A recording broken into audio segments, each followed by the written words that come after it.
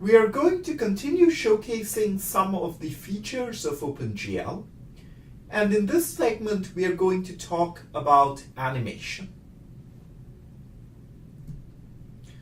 First, let me show you a demo of the program. In this case, I will set the demo is equal to 3.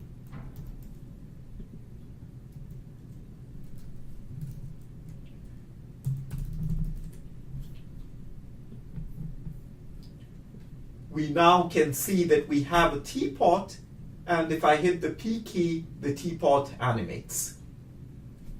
While it is animating, I can zoom in and zoom out as before, and I can also stop and restart the animation. Let's look at the code for this purpose. We want to put a teapot in the middle that animates.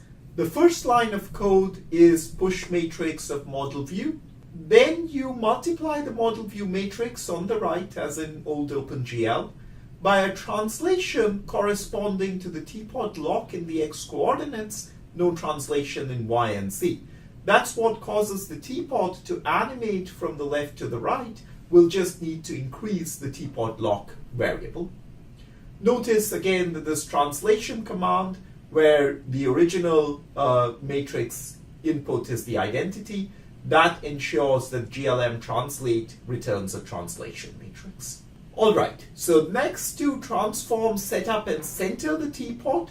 And again, the transforms right multiply the model view matrix, which is the top of the stack. So these transforms, which multiply by translation by z is equal to 0.1, just set up and center the teapot. There's also a rotation so that the teapot appears in the correct orientation. Notice that all of these transforms are right multiplying the top of the stack, so in fact the last transform in code will be the first transform applied. So GLM scale sets the scale for the teapot appropriately, then you rotate the teapot into the correct location, then you translate it so it appears on the table, and finally you do what we are interested in, which is the animation part of it, which is translation by teapot lock. Notice here the GLM uniform matrix 4FV command, which sets model view position to the correct value for the model view matrix, and this is a uniform matrix. And once you've done all this, you pop the model view matrix from the stack, so the rest of the geometry is not affected by what you've been doing for the teapot. And this is a very common idiom that a particular object is defined between push and pops for the model view matrix. We did the same thing for each of the 4 pillars in drawing. Here is my animation routine.